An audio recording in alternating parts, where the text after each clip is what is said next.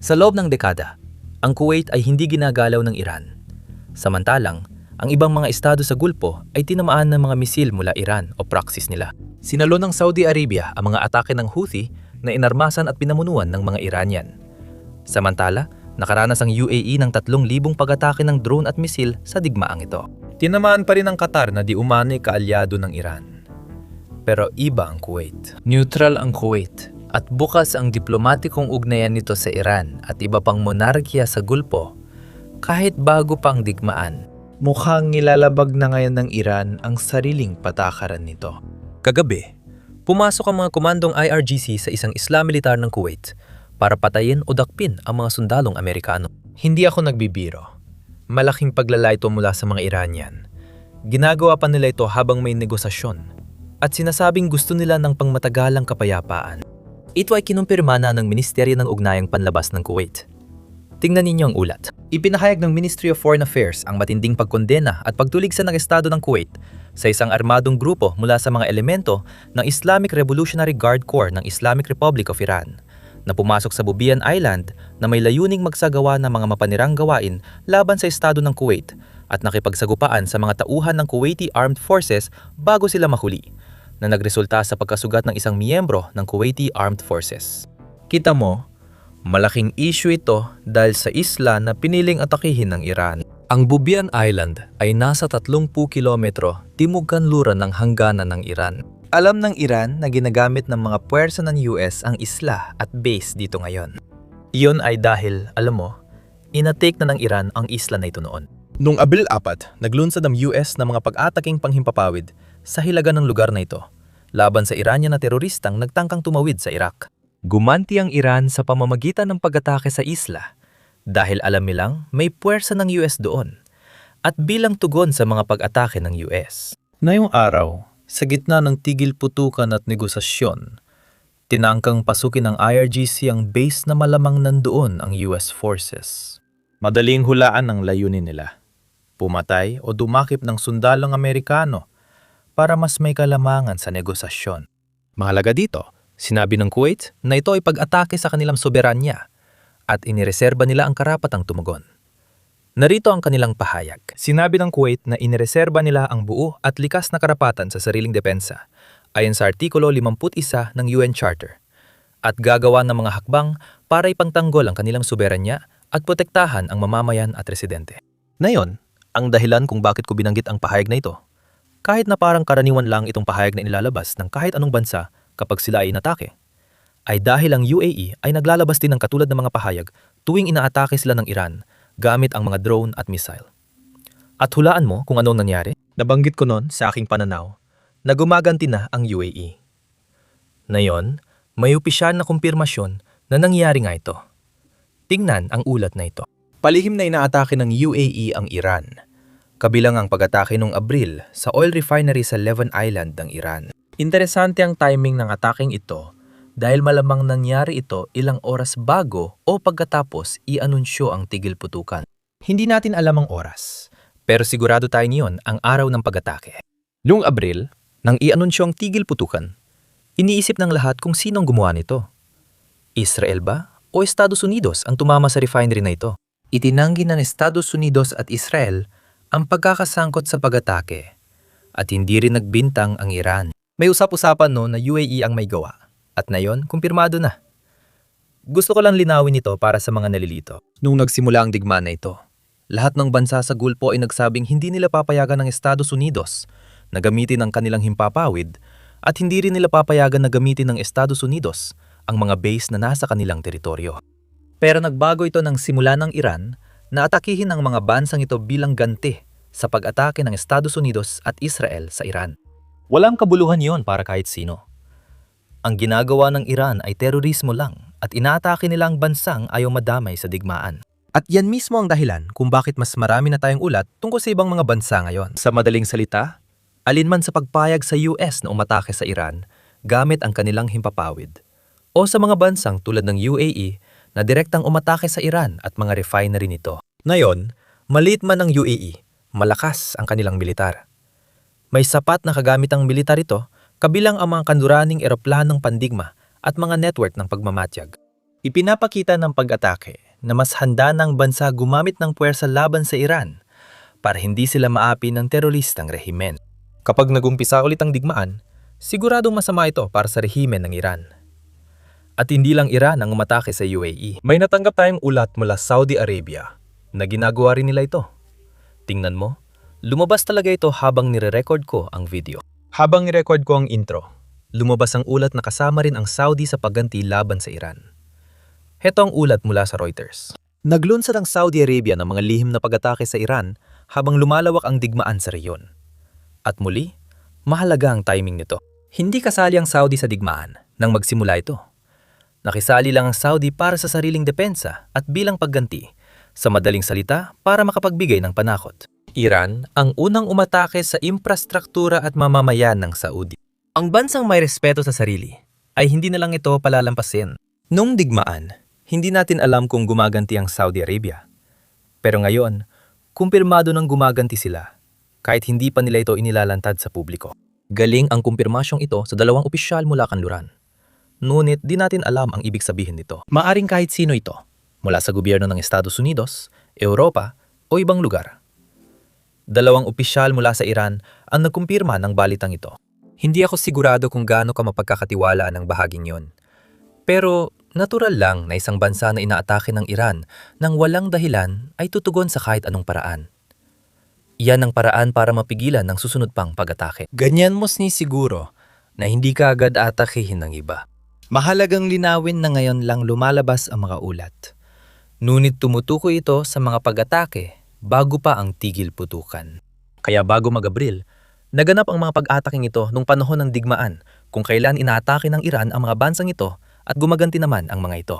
Kung muling magsisimula ang digmaan na mukhang mas nagiging posible dahil sa mga negosasyon, hindi handa ang Estados Unidos na magbigay ng anumang konsesyon pagdating sa mga kondisyon nila sa usaping nuklear. Ibig sabihin, handa silang bitawan ng kondisyon tungkol sa mga misa na meron tayo bago ang digmaan. Handa na tayong isuko ang proxy funding na hinihingi sa Iran bago ang digmaan. Pero wala pa ring alok na konsesyon tungkol sa sandatang nuclear at enrichment program ng Iran. Hindi rin handa ang Iran na isuko yon, kaya posible magsimula ulit ang digmaan kapag hindi nagtagumpay ang negosasyon. Hulaan mo kung ano ang susunod. Ang mga bansa sa gitnang silangan at gulpo ay sangkot sa digmaan at naghahanda sa ikalawang yugto. May iba pa akong detalye. Bago tayo magpatuloy dyan, isang mabilis na paalala lang sa lahat na pindutin ang like at subscribe button sa ibaba. Malaking tulong talaga ito sa amin. Ngayon, panurin natin ang clip na ito. Kamusta mga kaibigan? Magandang umaga. Ang gitnang silangan ay naghahanda sa posibilidad na muling bumalik sa digmaan ang rehiyon sa mga susunod na araw.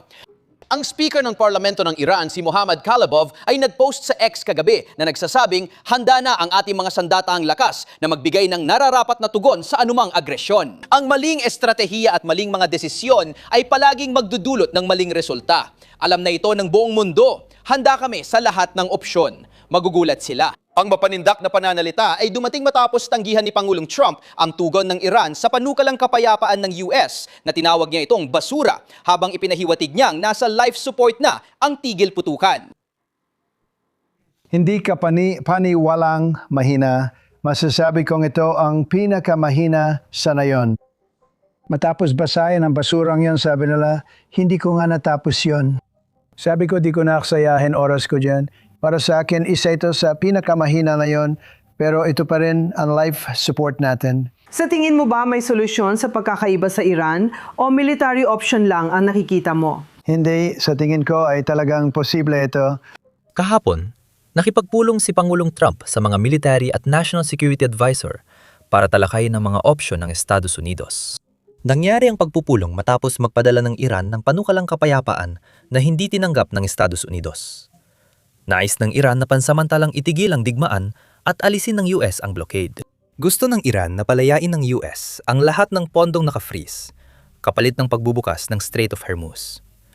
Hindi nila isusuko ang nuclear enrichment program nila. Ayaw nilang isuko ang nuclear o enriched uranium sa kanilang nuclear facility. Ang gusto lang nila ay buksan ang Strait of Hormuz. Gusto rin nila na isuko ng US lahat ng aklatang pag-aari nito. Siyempre, hindi dapat ito tanggapin ng US. At tingin ko ay hindi rin nila tatanggapin. Nagkaroon ng pagpupunong kahapon kasamang mga military commander. Pero hindi ibig sabihin nito ay agad magkakaroon ng aksyong militar.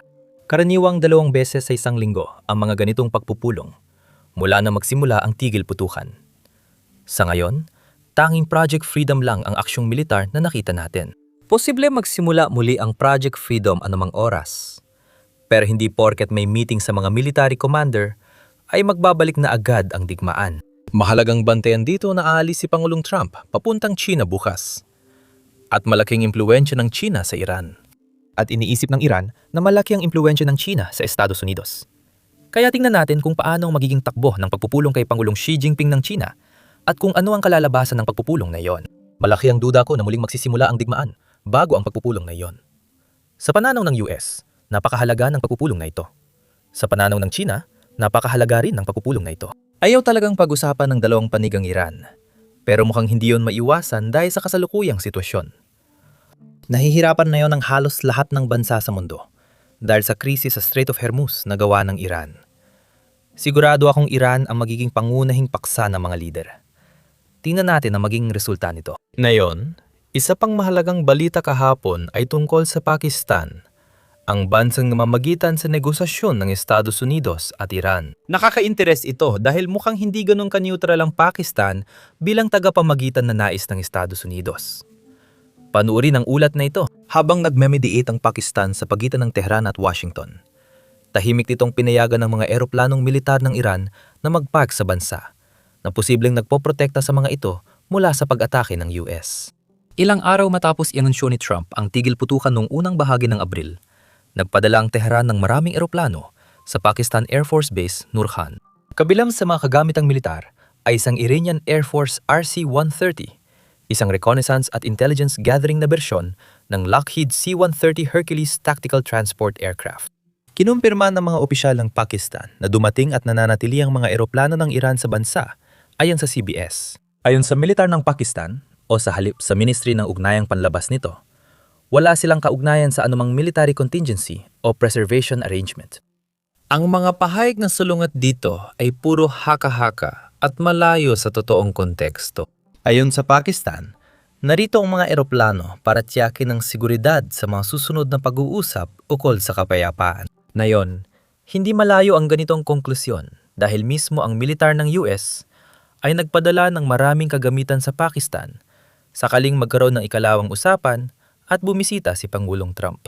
Pero ang dahilan kung bakit maraming tao ang nagdududa sa Pakistan ay dahil, gaya ng alam niyo na siguro, nung digmaan sa Afghanistan, parang parehong panig ang pinapanigan ng Pakistan. Tinulungan nila ang Afghanistan at ang Taliban, kahit kaalyado pa rin sila ng US noong digmaan. At kaya, maraming tao ang nahihirapang magtiwala ng lubusan sa Pakistan. Isa sa kanila si Senador Lindsey Graham na nagsabi nito tungkol sa Pakistan kaninang umaga. Pakinggan ninyo. Alam mo ba ang mga ulat na pinapayagan ng Pakistan na gamitin ang kanilang mga base para paradahan ang mga eroplano ng Iran? General King? Sir, nakakita po ako ng isang ulat tungkol dyan. Tama ba yon? Siyempre, sa tingin ko ay nakabatay yon sa iba't ibang uri ng klasifikasyon. Sabihin ko na lang, kung totoo yon, sa ngayon ka ba? Parang hindi ito akma sa pagiging tagapamagitan ng kapayapaan. Sir, ayoko magbigay ng komento tungkol diyan. Batay sa kasalukuyang negosasyon at Pakistani. Kalahim Hexted, kung pinapayagan ng tagapamagitan na iparada ang mga eroplanong panmanman ng Iran sa mga base panghimpapawid ng Pakistan, sa tingin mo ba ay patas pa rin siyang tagapamagitan? Ayokong makialam sa mga negosasyong ito. Gusto ko makialam sa negosasyong ito. Ni Katiting, hindi ako nagtitiwala sa Pakistan. Kung totoo nang may mga eroplanong Iranian na nakaparada sa mga base ng Pakistan para protektahan ang mga ari-arian na military ng Iran. Ibig sabihin, yan dapat siguro maghanap tayo ng ibang pwedeng mamagitan. Hindi na nakapagtataka kung bakit walang nangyayari sa bagay na to. Ngayon, tingnan natin kung anong mangyayari dito. Tingnan natin kung babalik na ba sa Iran ang mga eroplanong yon o hindi kapag hindi natuloy ang usapang pangkapayapaan. Dahil doon natin malalaman kung ano talaga ang ginagawa ng mga eroplanong yon sa Pakistan. Gusto kong ituro na 2 o 3 linggo lang ang nakalipas. Inakusahan ng ilang opisyal ng Iran ang Pakistan na pumapanig sa Estados Unidos sa negosasyon. Nais nila ng neutral na tagapamagitan. Sa isang banda, positibo rin yon. Pero kung parehong panig ang nag-aakusa sa tagapamagitan na kumakampi sa kabilang panig, kasi hindi lang iisa ang nag-aakusa, pareho silang iniisip na hindi sapat ang ginagawa ng Pakistan para tulungan sila. O baka naman sobra ang ginagawa ng Pakistan para tulungan ang kabilang panig. Pero sa tingin ko, habang umaandar ang negosasyon, mas marami tayong malalaman. Ngayon, balik tayo sa Iran. Lumalala talaga ang ekonomiya nila. Tingnan mo ang ulat na ito. Halos lahat ng nakausap ko sa Iran ay nagsabi tungkol sa matinding implasyon, lalo na sa pagkain, na hindi nababanggit sa English media. Sobrang tumaas ang presyo nitong nakaraang buwan dahil talaga hindi dumarating ang supply. Mayroong kargamento ng pagkain na dapat papasok. Pero lumalabas na sinusubukan ng mga Iranian, o mas partikular, ng IRGC, na magpuslit ng mga armas sa pamamagitan ng pagtatago ng mga ito sa mga container na talagang para sana sa pagdadala ng pagkain para sa bansa. Hindi makontrol ang inflasyon dahil kulang ang supply at patuloy na bumabagsak ang pera ng Iran. Ibig sabihin, mas kaunti na lang ang kayang bilhin ng mga Iranian sa inaangkat nila dahil araw-araw bumababa ang halaga ng kanilang pera.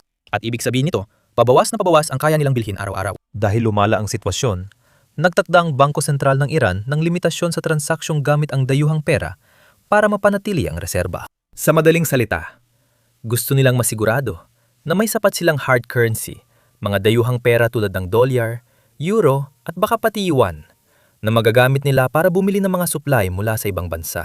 Ngayon, dito na lalo pang lalala ang kalagayang pang-ekonomiya. Pero ito ang problema sa mga diktadura o bansa tulad ng Rusya o Hilagang Korea, na kahit masama ang ekonomiya, araw-araw naghihirap ang mga tao. Ang mga elite na gumagawa ng mga desisyon ay hindi naghihirap, kaya't kaya nilang magtagal ng matagal. Isa ito sa pinakamalaking problema sa mga parusa, lalo na sa maikling panahon dahil epektibo ang mga ito at layuning tamaan ang ekonomiya. Layuning itong pahirapan ang mga nasa itaas na palagiin ang ekonomiya at kumita. Ngunit kahit naghihirap ang ekonomiya, ayaw pa ring bitawan ng mga namumuno ang kapangyarihan. Kaya hindi sila handang aminin ang pagkakamali at makipag-usap. Nakita na natin itong nangyari sa Rusya. Nakita na rin natin ito sa Hilagang Korea. At malamang ay nakikita rin natin ito sa Iran. Ang populasyon ang pinakaapektuhan at magdurusa. Ang mga elite ay nasisiyahan at nakikinabang sa kanilang kapangyarihan at gusto nilang magpatuloy yon hanggat kaya nila. Ngayon, para maintindihan kung bakit ganito ang aso ng Iran na yon, kailangan nating balikan at tingnan kung paano nakarating ang Iran sa kinalalagyan nito ngayon. Hindi lang ibig sabihin na bumalik tayo noong 1979 at 79 nang maganap ang Rebolusyong Islamiko. Kailangan nating balikan ng pamumuno ng dinasyang Qajar sa Iran noong ika-19 na siglo para makita kung paano nakaapekto pa rin sa Iran hanggang ngayon ang mga desisyong ginawa noon ng naghaharing uri. Alam mo ba kung bakit? Yan mismo ang ginagawa namin sa podcast namin. May ilang bahagi na lumabas na yung araw. Kung interesado ka sa kasaysayan ng Iran, at kung paano tayo narating dito, pakinggan mo ito. Mapapanood mo ito sa pamamagitan ng pag-click sa mga link sa description o pwede mo ring panoorin sa pag-click ng end screen sa iyong screen. Basta i-click mo lang ang video na nasa iyong screen.